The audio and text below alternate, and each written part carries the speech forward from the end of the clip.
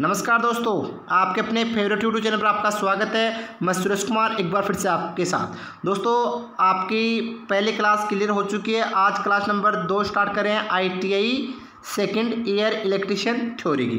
तो पहली क्लास में मेरे हिसाब से आपको 20 क्वेश्चन तक कोई दिक्कत नहीं है। अगर कोई बच्चा आज पहली बार देख रहा है तो वो पहले की क्लास देखे, जिससे आपको सारी चीज़ें क्लियर हो जाएगी। और पहली क्लास में मेरे हिसाब से आप किसी को किसी प्रकार की कोई दिक्कत भी नहीं होगी। तो अगर दोस्तों वीडियो में लास्ट जरूर बने रहना, जिससे आपके सारे डाउट क्लियर हो जाए। साथ दोस्तों, अगर चैनल को पहली बार विजिट करें तो सब्सक्राइब जरूर करना, बेल आइकन को प्रेस करना, जिससे आपको अगले क्लास का नोटिफिकेशन मिल जाएगा। साथ दोस्तों, अगर वीडियो आपको अच्छा लगे तो उसको लाइक जरूर करना, शेयर जरूर करना और हमें कमेंट करके जरूर बताना कि आपको समझ में कैसा आ रहा है। तो आपका सपोर्ट यूं ही मिला तो हम काफ़ी अच्छे और भी क्लासेस प्रोवाइड कराएंगे। तो क्वेश्चन नंबर स्टार्ट करते हैं। 21-20 पहले क्लियर हो चुके थे पहले वाले क्लास में। तो क्वेश्चन क्या है 21वां, क्यों एक डीसी जनरेटर के आर्मेचर कोर पटलित किया जाता है? पटलित यानी लेमिनेटेड किया जाता है। ध्यान रखना दोस्तों, लेमिनेटेड क्यों करते हैं? तो दोस्तों लेमिनेटेड इसकी एडी करंट क्षति को कम करने के लिए, एडी करंट से यानी भंवर द्वारा हानि को कम करने के लिए। एडी करंट क्षति क्यों दोस्तों?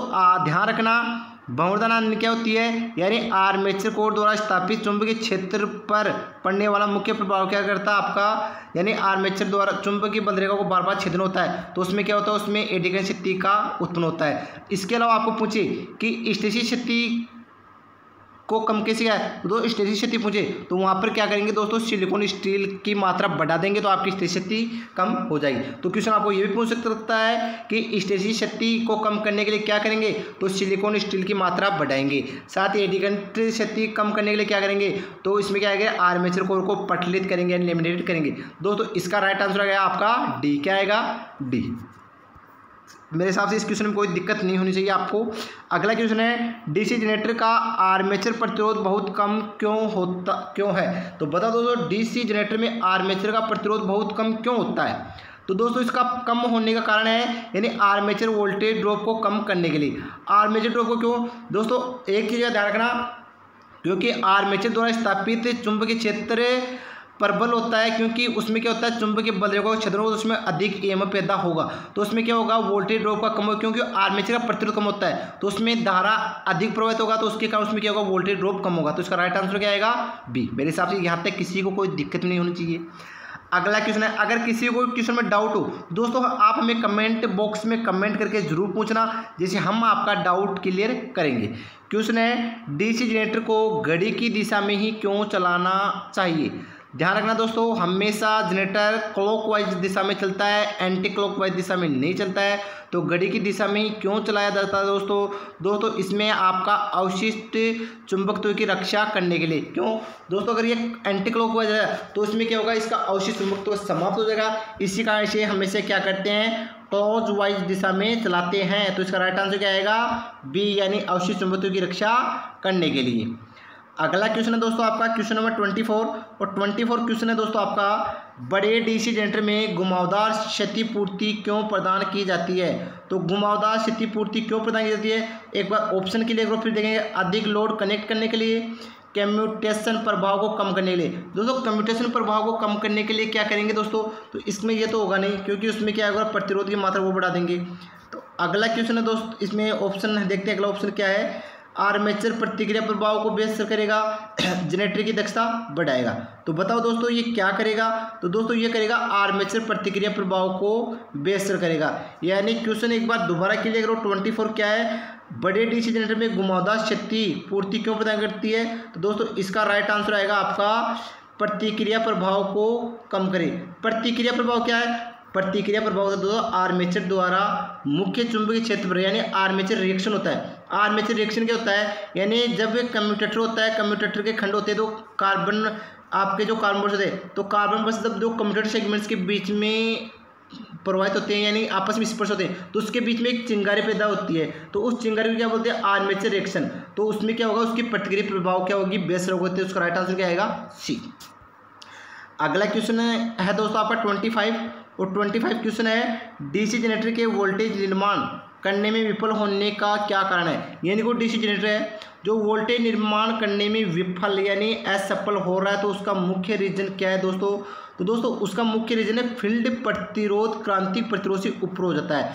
यानी जैसे आपका होता है रेजिडुअल मैग्नेट, यानी क्रांतिक प्रतिरोध होता है, यानी उससे ज़्यादा वो वोल्टेज उत्पन्न नहीं कर सकता है। क्या नहीं कर सकता, वोल्टेज उत्पन्न है। तो डीसी जनरेटर में यही कारण है कि जनरेटर वोल्टेज निर्माण करने में विफल हो जाता है, यानी उसका फिक्स मान होता है। यानी आपको इस प्रकार का ये समझाया गया, यानी इससे ऊपर ये नीचे आएगा, ऊपर की तरफ इस प्रकार नहीं बढ़ेगा।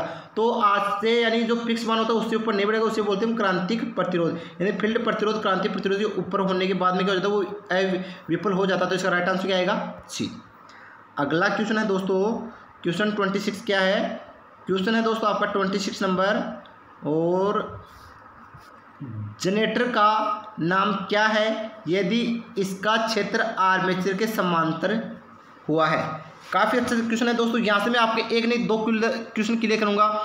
जनरेटर का नाम क्या है यदि इसकी क्षेत्र वाइंडिंग के क्षेत्र आर्मेचर के समांतर में जुड़ा है। दोस्तों देखो ये क्या है आपका आर्मेचर, और इसके समांतर में क्या है, फील्ड वाइंडिंग है, ठीक है। और इधर क्या लगा हुआ है, इधर मान लो कोई क्या है, लोड लग गया आपका, ठीक है। तो इधर कोई सप्लाई दे रहे हैं, ठीक है। तो अगला यही बोल रहा है कि जनरेटर का नाम क्या है यदि क्षेत्र इसका क्षेत्र आर्मेचर, क्षेत्र यानी फील्ड वाइंडिंग, यानी ये फील्ड वाइंडिंग इसके क्षेत्र में समांतर में आर्मेचर है। तो ध्यान रखना समांतर पूछे तो ये आपका समांतर में हमेशा शंट जनरेटर आएगा। क्या आएगा आपका, शंट जनरेटर आएगा। अगर आपको पूछे कि आर्मेचर के श्रेणी में संयोजित है, यानी ये क्या आपका आर्मेचर के श्रेणी में कोई वाइंडिंग पूछे, ठीक है, और फिर इसको सप्लाई दे, तो ये क्या आ जाएगा आपका श्रेणी जनरेटर। तो इसका राइट आंसर क्या आएगा आपका शंट जनरेटर। यानी शंट जनरेटर में क्या होता है, आर्मेचर के समांतर क्रम में उसकी शंट फील्ड वाइंडिंग होती है। श्रेणी जनरेटर पूछे तो उसके आर्मेचर के श्रेणी क्रम में क्या होती है, आपकी सीरीज फील्ड वाइंडिंग होती है, ठीक है। तो इसका राइट आंसर क्या आएगा, ए। अगला क्वेश्चन है, क्वेश्चन आपका डीसी जनरेटर में पोल शू का उद्देश्य क्या है। अभी मैंने आपको पहले वाली क्लास में क्लियर भी किया था कि इंटरपोल का आकार बड़ा क्या होता है। दोस्तों इसके बीच में आर्मेचर रखेंगे। अब इस पोल शू के तो इधर चुंबकीय बल रहेगा, इधर चुंबकीय, तो ये इसका पूरा छेदन हो रहा है, तो इसमें छेदन हो रहा है। तो अब आप सभी को पता है कि उसमें चुंबकीय हानि क्या होगी, कम होगी। चुंबकीय हानि कम होगी तो एयर गैप में समान रूप से फ्लक्स फैलेगा। दोस्तों आंसर आपके सी और टी दोनों बन रहे हैं। क्या बना है कि चुंबकीय हानियाँ कम होगी, क्यों, क्योंकि इंटरपोल की आकृति पोल के अपेक्षा ज़्यादा होती है। इंटरपोल की आकृति तो पोल शू की आकृति ज़्यादा होती है ना, तो पोल शू की आकृति ज़्यादा होगी तो एक तो उसमें लीकेज कम होगा, दूसरा एयर गैप के समान रूप से फ्लक्स है, तो समान रूप से फ्लक्स का छेदन होगा तो उसमें ईएमएफ भी अधिक पैदा होगा। तो इसका दोस्तों राइट आंसर क्या होगा, डी। क्यों, क्योंकि उसमें गैप समान रहेगा तो चुंबकीय बल का छेदन अधिक होगा, अधिक छेदन होगा तो ईएमएफ भी क्या होगा, अधिक उत्पन्न होगा। तो इसका राइट आंसर क्या आएगा, डी। अगला क्वेश्चन है, डीसी जनरेटर में स्प्लिट रिंग का क्या कार्य है। काफ़ी अच्छा क्वेश्चन है दोस्तों। तो बताओ दोस्तों स्प्लिट रिंग का क्या कार्य है। दोस्तों ये करेगी आपकी धारा को एकत्रित करती है। क्या करती है, धारा को एक दिशा में एकत्रित करती है। क्या करती है, धारा को एक दिशा में एकत्रित करते हैं। इसका राइट आंसर क्या आएगा, बी। ध्यान रखना। इसके अलावा पूछूं कि आपको पूछे कि स्प्लिट रिंग आउटपुट में क्या देती है, तो डीसी देती है। कम्यूटेटर भी आपको पूछे कि कम्यूटेटर क्या देता है, तो कम्यूटेटर भी आपको डीसी देगा। इसके अलावा आपको स्प्लिट रिंग पूछे तो स्प्लिट रिंग क्या देगी, आपको एसी देगी। तो इसका राइट आंसर क्या आएगा, बी। अगला क्वेश्चन है दोस्तों, और क्वेश्चन क्या है, जनरेटर में ब्रश बनाने के लिए किस सामग्री का उपयोग किया जाता है। दोस्तों डीसी जनरेटर में ब्रश बनाने के लिए कार्बन ग्रेफाइट का उपयोग करेंगे, जो अब आपका लगभग काफ़ी बार ये क्वेश्चन पहले पूछा गया। इसके अलावा आपको पूछे कि छोटी मोटरों में, डीसी मोटर में कौन सा ब्रश काम में आएगा, तो कार्बन का। बड़ी मोटर पूछे तो वहाँ पर कार्बन और ग्रेफाइट का, लेकिन यहाँ पर जनरेटर का पूछ रहा है तो जनरेटर में कार्बन और ग्रेफाइट के मिश्रण से कार्बन ब्रश बनाए जाते हैं। तो राइट आंसर क्या आएगा, बी। क्वेश्चन नंबर 30 है दोस्तों, और क्वेश्चन क्या आपका, क्यों डीसी जनरेटर अपने अवशिष्ट चुंबकत्व खो देता है। तो बताओ दोस्तों डीसी जनरेटर अपना अवशिष्ट चुंबकत्व क्यों खो देता है। तो दोस्तों उसका रीजन है, यानी रोटेशन की दिशा अक्सर बदल जाती है। ध्यान रखना दोस्तों, अगर हम जनरेटर को हम उल्टी दिशा में घुमाएंगे तो उसका रोटेशन जैसे ही बदलेगा तो उसका अवशिष्ट चुंबकत्व भी क्या हो जाएगा, ड्रॉप हो जाएगा, यानी खो जाएगा। तो इसका राइट आंसर क्या आएगा, डी। अगला क्वेश्चन है दोस्तों, और क्वेश्चन क्या है, क्वेश्चन है, एक जनरेटर में योग और ध्रुव, योग यानी बॉडी, ध्रुव यानी पोल के माध्यम से चुंबकीय सर्किट कैसे पूरा होता है। तो तो बताओ दोस्तों इसका चुंबकीय सर्किट कैसे होगा, तो वो क्या होगा आर्मेचर कोर में। क्यों दोस्तों, देखो ये इसका बॉडी है, बॉडी में यहाँ पर मान लिया कि ये पोल इधर आ गया, ये पोल इधर आ गया, ये पोल इधर आ गया, ये पोल इधर आ गया। अब इसमें क्या होता है, अंदर क्या होता है आर्मेचर, तो इसमें चुंबकीय बल रेखा होगा, आपस में छेदन होगा, तो छेदन होगा तो इसमें क्या होगा परबल चुंबकीय क्षेत्र पैदा हो जाएगा। तो इसमें क्या होगा परबल चुंबकीय क्षेत्र पैदा हो जाएगा, तो इसमें क्या होगा आर्मेचर कोर। तो ये आपका स्टेटर, तो ये आर्मेचर कोर क्या छेदन करेगा, तो आर्मेचर कोर क्या होगा छेदन करेगा। तो इसका राइट आंसर होगा दोस्तों आपका बी, यानी आर्मेचर कोर। तो क्वेश्चन यही है, एक जनरेटर में योग और ध्रुवों के मध्य में चुंबकीय सर्किट कैसे पूरा होता है, तो योग और ध्रुवों के बीच में क्या होता है आपका आर्मेचर कोर। तो राइट आंसर क्या आएगा बी।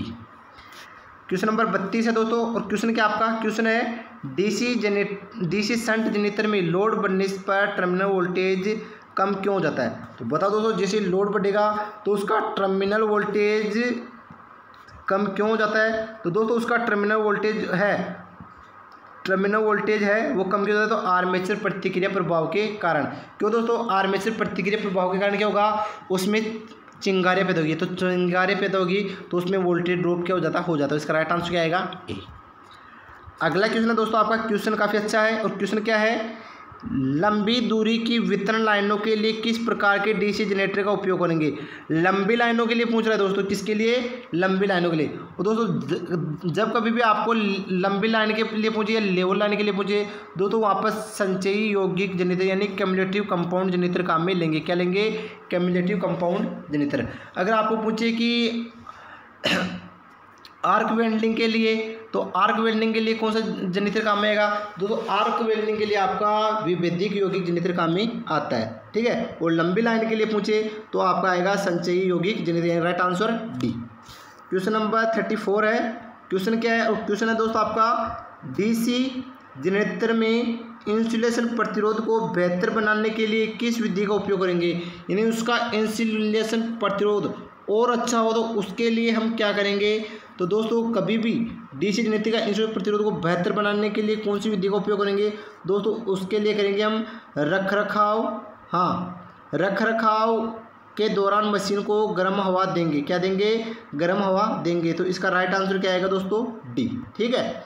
अगला क्वेश्चन दोस्तों क्वेश्चन नंबर 35, और 35 नंबर क्वेश्चन है, अवशिष्ट चुंबकत्व के अभाव में किस प्रकार का जनरेटर काम लेते हैं, यानी जिसका अवशिष्ट चुंबकत्व का अभाव रहे उसके लिए कौन सा काम में लेंगे। तो बताओ दोस्तों शंट, श्रेणी यौगिक या आपका डिफरेंशियल कंपाउंड।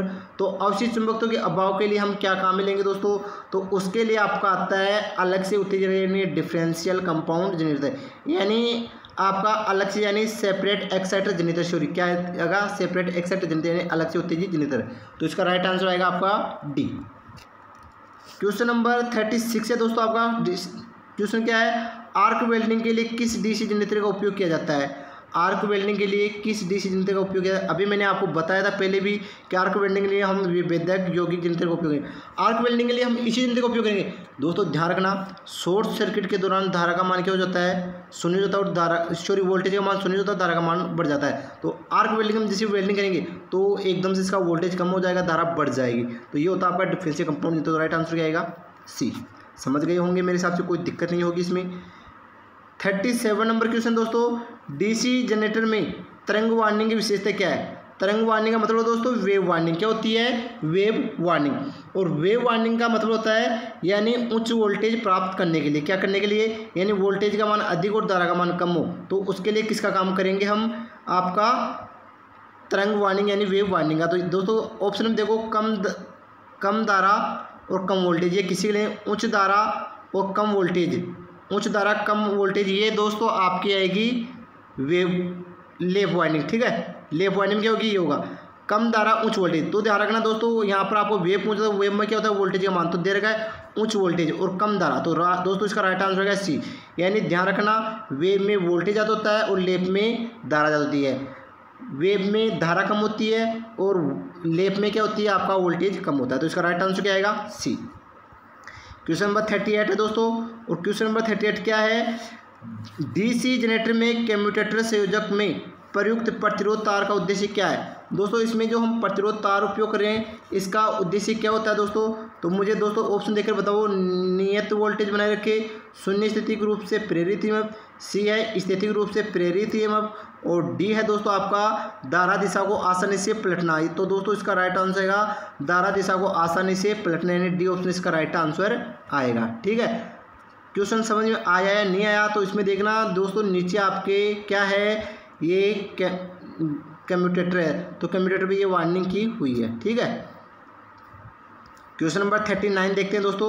और 39 क्वेश्चन है दोस्तों आपका, डीसी जनरेटर में ठोस पोल शू का उपयोग क्यों किया जाता है, यानी आपका डीसी जनरेटर में ठोस पोल शू का उपयोग क्यों किया जाता है। तो दोस्तों आप सभी को पता है, यानी चुंबकीय पथ के रिलक्टेंस को कम करने के लिए, यानी उसमें लीकेज फ्लक्स को कम करने के लिए क्या करेंगे, ठोस पोल शू का उपयोग करेंगे। तो इसका राइट आंसर आएगा डी। ठीक है, अगला क्वेश्चन दोस्तों, क्वेश्चन क्या आपका क्वेश्चन है, बड़ी क्षमता के डीसी जनरेटर योग बनाने के लिए किस धातु का उपयोग करेंगे। अगर आपको बड़ी क्षमता की डीसी जनरेटर का योग पूछे, ये किसका बना होता है दोस्तों, ये बना होता है आपका रोल्ड स्टील। किसका बना होता है रोल्ड स्टील। तो कास्ट आयरन की मोटर बनी होती है, ध्यान रखना, इनमें कंफ्यूज मत होना। तो इसका राइट आंसर आएगा रोल्ड स्टील, यानी ऑप्शन नंबर डी। ठीक है, अगला क्वेश्चन है 41 नंबर क्वेश्चन, और क्वेश्चन क्या है, डीसी जनरेटर में स्लिपट रिंग का क्या कार्य है। तो बताओ दोस्तों स्लिपट रिंग का क्या कार्य है। तो मैंने पहले भी आपको बताया था कि एक दिशा में आउटपुट बनाता है, यानी एक दिशा में धारा को वितरित करता है। तो राइट आंसर क्या आएगा, बी। ठीक है, अगला क्वेश्चन है, डीसी जनरेटर में किस प्रकार का वोल्टेज गतिशील रूप से प्रेरित होता है। तो बताओ दोस्तों डीसी जनरेटर में किस प्रकार का वोल्टेज गतिशील से प्रेरित होता है। तो दोस्तों वह होगा आपका पल्सेटिंग नहीं होगा, दोलन भी नहीं होगा, आपका आएगा प्रत्यावर्तक वोल्टेज। क्या आएगा, प्रत्यावर्तक वोल्टेज। तो राइट आंसर क्या आ रहा है आपका, सी। तो इसका राइट आंसर सी। अगला क्वेश्चन है दोस्तों, क्वेश्चन काफ़ी अच्छा लग रहा है मेरे हिसाब से। ये क्वेश्चन है, अक्ष के रूप में चिन्हित स्लॉट का उद्देश्य बताओ। दोस्तों ये आपको इसमें स्लॉट दिखाई जा रही है, ये स्लॉट। तो मुझे बताओ इस स्लॉट ये क्या है। तो दोस्तों ये स्लॉट है, तो इसमें है स्नेह के उद्देश्य के लिए, स्नेह के उद्देश्य के लिए, यानी स्नेह यानी इसमें क्या आता है आपका जो, यानी ये तो ऊपर क्या है आपका आर्मेचर कोर, और इसमें स्नेह के उद्देश्य, स्नेह यानी इसमें घर्षण का मान कम रहे। तो राइट आंसर क्या आएगा इसमें। तो इसका राइट आंसर आएगा दोस्तों आपका स्नेह के उद्देश्य से। ठीक है, सॉरी दोस्तों, कुंजी तरीके ठीक करने के लिए। दोस्तों इसमें ये आपका कुंजी तरीके, यानी ध्यान रखना ये क्या है कुंजी, और ध्यान रखना इसमें हमेशा आपके जो आते हैं कुंजी द्वारा ही इनको सेट किया जाता है। इसका राइट आंसर दोस्तों कुंजी तरीके से ठीक करने के लिए क्या है, यानी इसके बीच में चाबी फंसा जाती है। ठीक है, तो ये क्या आता है आपके जो मैंने पहले आपको बताया होगा कि जो लॉक आते हैं, ठीक है, चाबी, तो इसमें इसको फंसा दो। इसका राइट आंसर आएगा आपका कुंजी। क्वेश्चन 44 नंबर है दोस्तों, और 44 नंबर क्वेश्चन क्या आपका क्वेश्चन आपका दोस्तों, डीसी जनरेटर में फील्ड कोइल का उद्देश्य क्या है। तो बताओ दोस्तों डीसी जनरेटर में फील्ड कोइल का उद्देश्य क्या है। दोस्तों कोइल का उद्देश्य है कुंडली फ्लक्स का निर्माण करने के लिए दूरों को चुंबकित करना, यानी कुल मिला के चुंबकीय फ्लक्स का निर्माण करने के लिए दूरों का, यानी एन से एस की ओर आपकी चुंबकीय बंधन का छेदन होता है। छेदन के फलस्वरूप उसमें ईएमएफ पैदा होता है, यानी जनरेट होता है। तो इसका राइट आंसर क्या आएगा, कुंडली फ्लक्स का निर्माण करने के लिए दूरों को चुंबकित किया जाता है, यानी उनको उत्तेजित किया जाता है। अगला क्वेश्चन है दोस्तों, और क्वेश्चन क्या आपका क्वेश्चन है, बड़े डीसी जनरेटर मशीन के पोल कोर बनाने के लिए किस धातु का प्रयोग होता है। यानी आपके पोल किसके बने होते हैं, डीसी मोटर के ध्रुव किसके बने होते हैं। तो बताओ दोस्तों किसके बनते हैं। दोस्तों वो आपके कास्ट स्टील यानी डलवा इस्पात का बना होता है। बहुत अच्छा क्वेश्चन है, पहले भी काफ़ी बार एग्जाम में पूछ लिया गया है। अगला क्वेश्चन है दोस्तों क्वेश्चन नंबर 46, और क्वेश्चन क्या है, क्यों पोल कोर स्टाम्पिंग डीसी जनरेटर को पटलित किया जाता है। यानी उसमें आपका डीसी कोर होती है, यानी पोल कोर को स्टम्पिंग डीसी जनरेटर में पटलित किया जाता है, यानी उसको लेमिनेटेड क्यों किया जाता है दोस्तों। तो मैंने ये क्वेश्चन आपको मेरे हिसाब से पहले बताया था कि कोर को लेमिनेट करने का मतलब है बहुत धारा हानि को कम करना, यानी एडी करंट स्थिति को कम करना। अगर आपको सिलिकॉन स्टील की मात्रा क्यों बढ़ा रहे हैं, तो वो आपकी स्थिति को कम करने के लिए। तो इसका राइट आंसर क्या आएगा, डी। अगला क्वेश्चन है दोस्तों क्वेश्चन नंबर 47, और क्वेश्चन क्या है, इलेक्ट्रोप्लेटिंग प्रक्रिया के लिए किस प्रकार के डीसी जनरेटर का प्रयोग है। इलेक्ट्रोप्लेटिंग के लिए आपका दोस्तों मैंने आपको पहले बताया गया है कि इसके लिए शंट जनरेटर काम मिलेंगे। अगर आर्क वेल्डिंग के लिए पूछे तो वहाँ पर आपका विभेदिक यौगिक जनित्र काम में आएगा। तो और लंबी संरचना लाने के लिए आपका क्या आएगा, डीसी श्रेणी जनित्र काम में आता है। ठीक है, और डीसी श्रेणी लंबी के लिए आपका एक वो भी आता है लेवल कंपाउंड जनित्र। तो आपका यहाँ पर हो जाए इलेक्ट्रोप्लेटिंग, तो इलेक्ट्रोप्लेटिंग के लिए आपका डीसी शंट जनित्र काम में आएगा। राइट आंसर क्या आएगा आपका ए। क्वेश्चन नंबर 48 और क्वेश्चन क्या है, क्वेश्चन है दोस्तों आपका डीसी जनरेटर में कंपनसेटिंग वार्निंग का उद्देश्य क्या है। दोस्तों डीसी जनरेटर में कंपनसेटिंग वार्निंग क्यों करते हैं, तो दोस्तों वो आपके विचुंबकन प्रभाव को बेअसर कर देता है, यानी आर्मेचर एक्शन प्रभाव कम करने के लिए या आपके विचुंबकन प्रभाव को कम करने के लिए, यानी विचुंबकन प्रभाव को कम करने के लिए किसका उपयोग करेंगे, यानी आपकी कंपनसेटिंग वार्निंग करने का उद्देश्य। इसके अलावा मुझे यानी कंपनसेटिव वार्निंग कहाँ से योजित है, तो ये सीरीज फील्ड वार्निंग के श्रेणी क्रम में आपकी कंपनसेटिव वार्निंग संयोजित की जाती है। ये क्वेश्चन भी काफ़ी बार एग्जाम पूछ लिया गया है कि कंपनसेटिव वार्निंग कहाँ से योजित की जाती है, तो यह आपकी सीरीज फील्ड वार्निंग के श्रेणी क्रम में या आर्मेचर के श्रेणी क्रम में, और इसका उद्देश्य क्या है, तो विचुंबन प्रभाव को बेअसर कर देती है। अगला क्वेश्चन है 49 नंबर क्वेश्चन, और 49 नंबर क्वेश्चन है यदि शंट फील्ड प्रतिरोध क्रांतिक प्रतिरोध के मान से ऊपर है तो क्या प्रभाव पड़ता है डीसी जनरेटर में।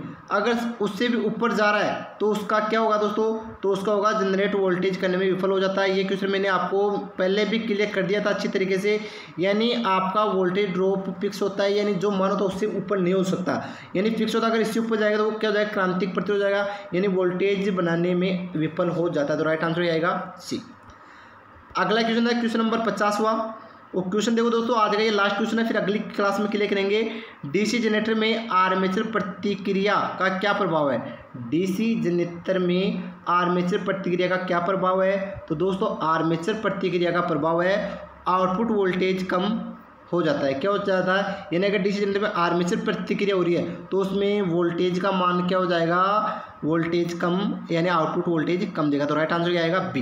तो दोस्तों आज लगभग 30 क्वेश्चन कर दिए, पहले वाली क्लास में 20 थे, टोटल 50 क्वेश्चन हो चुके हैं। अगर वीडियो आपको अच्छा लगा तो लाइक और शेयर जरूर करो, और आपका हमें अभी सपोर्ट चाहिए तो एक बार वीडियो को शेयर करो अपने IITA ग्रुपों के साथ। तो थैंक यू दोस्तों, अभी के लिए बस इतना।